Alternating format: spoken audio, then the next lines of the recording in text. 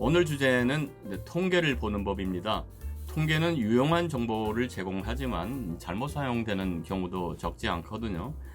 이와 관련된 책들은 많이 있어요. 하지만 우리 이런 책들을 잘 안 찾아보게 되죠. 그래서 오늘은 제가 학생들에게 보통 이것만은 좀 알면 좋다, 이런 그 기초 강의를 하는 부분을 좀 엮어서 말씀을 드리려고 합니다. 좀 강의를 나누어서 할 생각이에요. 그래서 오늘은 경제 변수를 구분하는 법에 초점을 두려고 합니다. 첫 번째로 이제 어떤 변수를 볼 때 일단 시간 개념이 중요해요. 어떤 특정 기간 동안에 측정하는 변수가 있고 어떤 시점에서 측정하는 변수가 있거든요. 뭐 쉬운 예로 제 소득이 얼마냐 하면은 월소득, 연소득 또는 뭐 주급 이런 식으로 어떤 기간으로 이제 측정을 하게 될 텐데, 이런 경우를 이제 유량, 플로우라는 개념을 씁니다. 이런 변수들 유량이라고 부르거든요.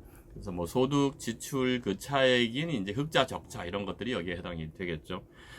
반면에 어떤 시점에서 측정하는 것들이 있거든요. 이것을 이제 저량, 스탁이라는 표현을 쓰는데, 1년 동안 제가 이제 흑자를 냈으면 이제 재산이 늘게 되죠. 그러니까 뭐 재산이라든가 아니면 반대로 적자가 누적되면은 이제 부채, 빚이 생기게 되겠죠. 이런 것들은 어떤 시점에서 측정을 해야 돼요. 여기서 약간 조심하셔야 되는 것이, 우리가 보통 통계 얘기할 때 연도를 염두에 두고 얘기를 하죠. 그래서 2022년에 어떤 올해 올해 기준으로 뭐 재산 또는 부채 이런 얘기를 할 때 뭐 개인도 있겠지만은 기업이나 나라, 정부 부채 이런 얘기를 하는 경우가 많이 있거든요. 이런 경우에 이 저량 스탁인 경우에는 이것이 시초냐 아니면 시말이냐, 어떤 특정 기간의 앞이냐 뒤냐를 구분하는 것이 굉장히 중요해요. 예를 들면은 제 재산이 또는 제 빚이 올해 1월 1일 날 하고 12월 31일 날은 격차가 크겠죠. 차라리 올해 1월 1일은 작년 12월 31일에 더 가깝겠죠. 그래서 이 스탁 변수는 그 어떤 시점, 연초냐 특히 연말이냐 이런 것을 구분하는 것이 중요하다 강조하고 싶습니다. 다음으로 우리가 명목 변수와 실질 변수 얘기를 많이 하죠. 이거는 뭐 어느 정도 경제학 상식이 있는 분들은 이제 많이 아시는 그 내용이거든요. 우리가 실제 접하는 통계들은 대부분 그냥 그 명목 변수라고 보시면 돼요. 이건 예를 드는 것이 더 좋아 보이거든요. 어떤 원숭이가 한 마리 있어가지고 바나나가 10개가 있습니다. 사실 원숭이한테 중요한 건 바나나이기 때문에 이것이 이제 실질 소득이 되는 거죠. 바나나 10개가. 그런데 바나나 가격이 10,000원이라고 하면은 명목상의 소득은 100,000원이 되겠죠. 그렇죠? 그 다음 해가 돼가지고 여전히 또 소득이 바나나 10개인데 어찌어찌 하다가 이제 바나나 가격이 20,000원이 됐으면 어떻게 되겠어요? 명목 소득이 200,000원으로 늘게 되겠죠. 하지만은 실질적인 바나나 개수, 즉 실질 소득은 변함이 없겠죠. 이제 이런 부분을 여러분들이 이제 아시면 되고, 뭐 보통 이제 이 얘기를 하는 경우는 이제 물가가 올라갈 때 이 명목과 실질 소득의 격차가 생기게 되죠. 그래서 되게 인플레이션이 좀 문제가 될 때 이제 이런 얘기를 많이 하게 되는데, 지난 한 30년 동안 인플레이션이 잠잠하다가 이제 최근 들어와서 이제 뭐 잘 아시다시피 인플레이션이 이제 급속히 증가하고 있으니까 다시 이제 이런 문제들에 대한 관심이 높아지고 있어요. 그래서 제가 인플레이션 조세, 인플레이션 텍스라는 개념을 간단히 설명을 좀 하고 넘어가려고 해요. 다시 원숭이 예로 돌아와가지고, 이제 내 소득이 이제 100,000원이야. 그리고 바나나 가격은 하나에 10,000원이면 내가 10개를 살 수 있거든요. 근데 정부가 예를 들어서 세금을 50%를 부과를 해요. 세금은 이런 명목적인 숫자에 부과를 하기 때문에 제 100,000원에 이제 50%를 가지고 간다는 얘기가 되겠죠. 그러면 저는 50,000원만 남게 되고 바나나를 5개밖에 살 수가 없지 않겠습니까? 뭐 제가 원숭이라면 가만히 있겠어요? 뭐 소리를 지르고 난리를 치겠죠. 보통상 이것을 우리는 이제 조세 저항이라고 부르거든요. 이런 저항에 이제 접한 그 정부는 이제 대장 원숭이가 이제 이러면 안 되겠다 싶어가지고 이제 다시 머리를 굴려가지고 다른 방법을 씁니다. 돈을 찍는 거예요. 돈을 한 10만원 찍어요. 통화를. 돈을 10만원 정도 찍어서 자기 들어가서 바나나를 사는 것입니다. 정부가 이제 할 수 있는 권한 중에 이제 세금을 거두는 것도 있지만은 이제 돈을 찍는 것도 있지 않겠습니까?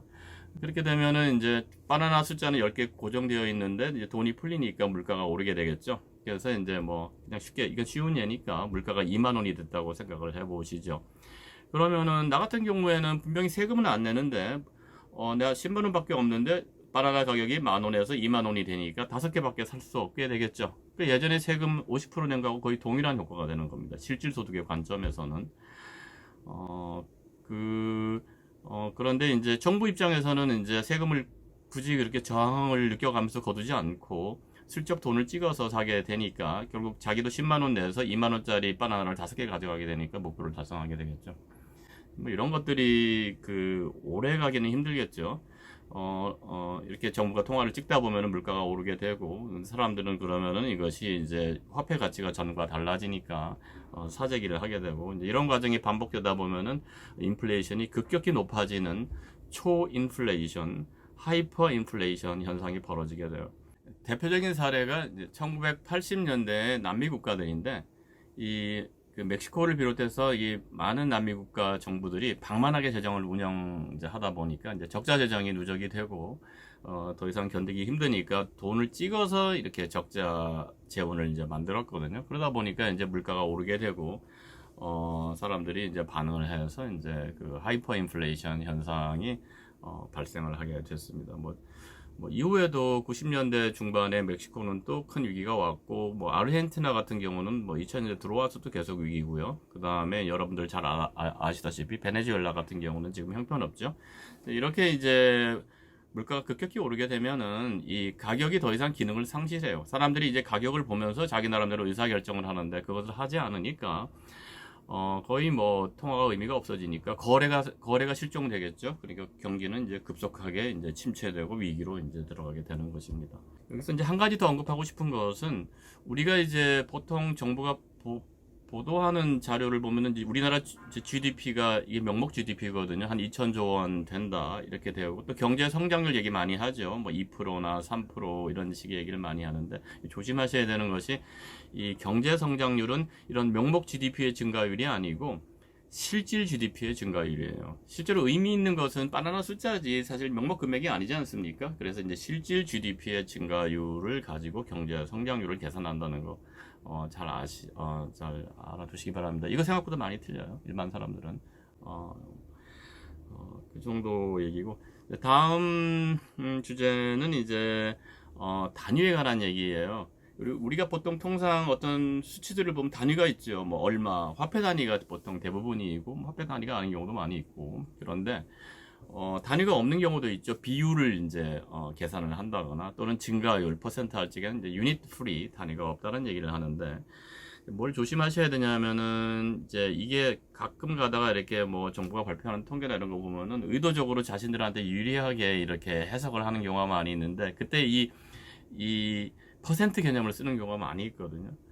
예를 들어서 뭐 삼성전자의 영업이익률이 뭐 얼마다 그러면은 삼성전자는 큰 회사 아니겠습니까? 그런데 이제 저희 같은 조만한 회사, 그러니까 저같이 이제 동네에서 그냥 전자 뭐 고장난 핸드폰 고쳐주는 주성전자 이런 데 같은 경우는 회사가 워낙 작으니까 뭐 경우에 따라서는 매출이 2배도 될 수가 있고 영업이익률이 한 300%뛸 수도 있고 이렇게 될 수 있지 않겠어요? 이런 경우에는 두 개를 비교한다는 게 말이 되지가 않죠. 그래서 일반적으로 우리가 무슨 100대 기업, 500대 기업 이렇게 얘기할 때는 이게 이익률이나 이익 이런 걸 가지고 비교하지는 않아요. 이것이 워낙 편차가 심하기 때문에. 그래서 보통 단위를 가지고 있는 비슷한 어떤 그래서 좀 안정적인 개념인 이제 매출이라든가 자산 규모를 가지고 비교를 이제 하는 경우가 많이 있습니다. 그래서 항상 이게 조심하셔야 되는 게 이제 비슷한 대상끼리 이렇게 이 퍼센티지 증가율 같은 경우는 비교를 해야 되고 특히 이제 원래 규모가 작을 때는 그게 증가율이 굉장히 크거든요. 그래서 이 부분은 좀 신중해야 된다라는 것을 말씀드리는데 이거 정말 많이 속여요. 이 부분 가지고요. 그래서 별로 의미 없을 때가 있거든요. 그냥 워낙 처음에 사이즈가 작을 때는 그 퍼센트라는 것이 관련해가지고 한 가지 더 언급하고 싶은 것은 이제 퍼센트하고 그러니까 증가율을 얘기할 때 몇 퍼센트 이렇게 증가한다고 얘기할 때하고 그 퍼센트 포인트라는 표현을 쓸 때가 있거든요. 또는 퍼센티지 포인트라는 표현을 쓰기도 하는데 이 부분을 이제 간략히 설명을 해드리면은 정부가 예컨대 정부의 정책 금리를 2%에서 3%로 올렸다 하면은 50% 증가한 거거든요. 증가율은. 그런데 그 격차는 1%죠. 우리 상식적으로 일단은 1%라는 표현보다는 1%포인트, 1%지 포인트 이렇게 이제 얘기를 하게 됩니다. 끝으로 간단히 언급하고 싶은 것은 이제 국가 통계를 보다 보면 되게 평균을 얘기하거든요. 그래서 뭐 올해 성장률이 3%다 하면은 이게 평균이게 되기 때문에 뭐 어떤 산업은 빠르게 성장했는데 어떤 산업은 오히려 후퇴했을 수도 있는 거 이런 것들을 속사정을 이제 잘 나타내지는 않으니까 좀 신중해야 된다는 말씀을 드리고 싶고 1인당 GDP 같은 것이 이제 대표적인 어떤 생활 수준을 나타내는 것인데 이 경우도 부자들만 소득이 늘어서 이제 1인당 GDP가 늘었으면 별 의미가 없겠죠. 그래서 그런 어떤 평균만 보지 말고 어떤 분포도 이런 것들도 중요하다 이런 말씀을 이제 추가로 드리고 싶어요. 특히 이제 최근 들어와서는 이제 불평등에 대한 관심들이 많이 있죠. 이제 세계적으로 이제 뭐 양극화 현상이 벌어지다 보니까 부자들한테 이제 돈이 몰리는 승자 독식 현상이 보편화되면서 그 1인당 GDP가 증가하는 거에 대한 해석이 이제 훨씬 더 신중해져야 된다 이런 얘기들을 많이 하죠. 자, 첫 번째 시간은 여기까지 하겠습니다.